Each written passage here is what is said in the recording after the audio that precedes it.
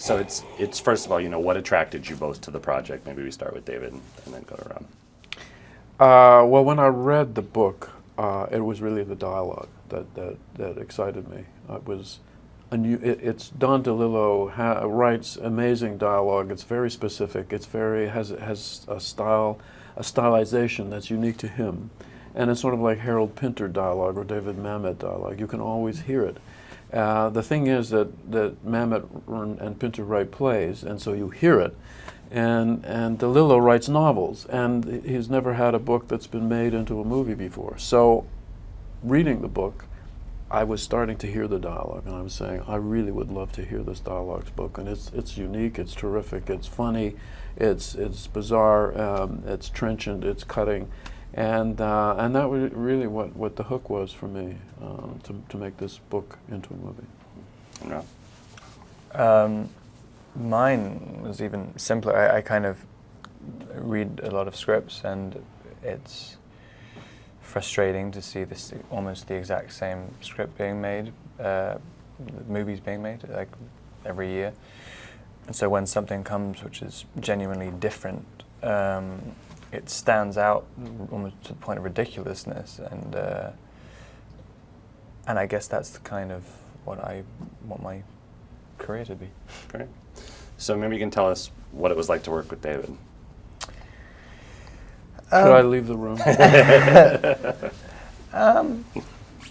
No, great. I mean, there's like, because I've never really worked on something where a director has ultimate control, basically. It looked like very few people were actually questioning decisions, whereas normally my experience on virtually every film that I've ever had is just an unending series of people, everyone questioning the director, like everybody questioning everything about everything.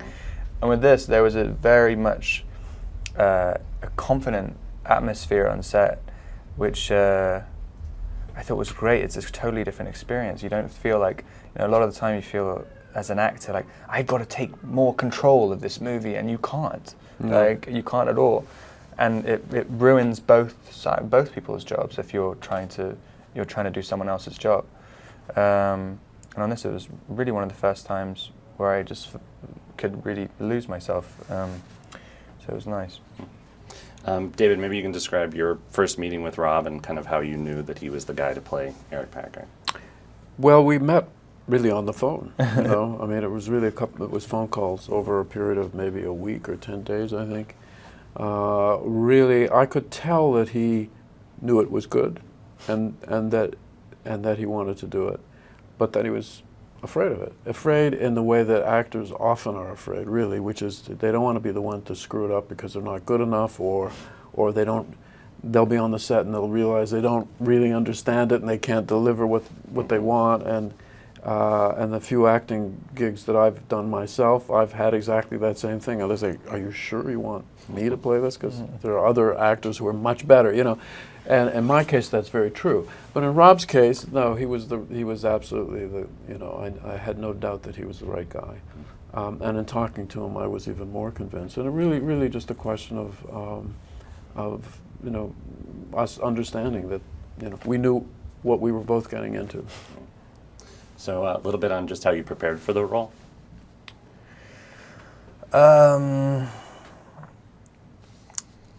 It was strange because the first time I read it out loud, the script, when I was by myself and I was in Louisiana. Like it's weird to read a script and you have the desire to actually immediately want to speak it, and I had this kind of instinctive idea of how to do it before I'd even finished the script, and then I spent I went up to Toronto for 3 weeks, and spent the entire time I was there systematically destroying all my instinctive ideas, and then once we started shooting, going back to them anyway. But yeah, almost every bit of preparation. The only thing which really helped was just accent stuff, and I worked on that a lot. Great. And then for David, what do you hope audiences take away from this movie? Like, what do you hope they're talking about when they walk out of the theater?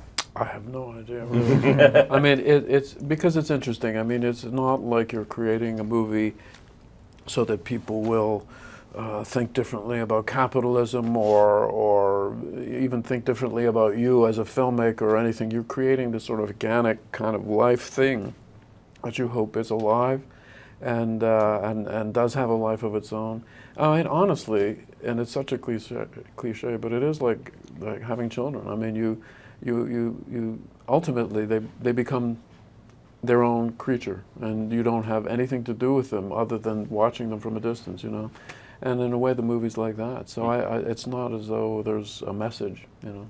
Great. We'll let you guys get to lunch. Thanks Okay. a lot for Cool. Thank you.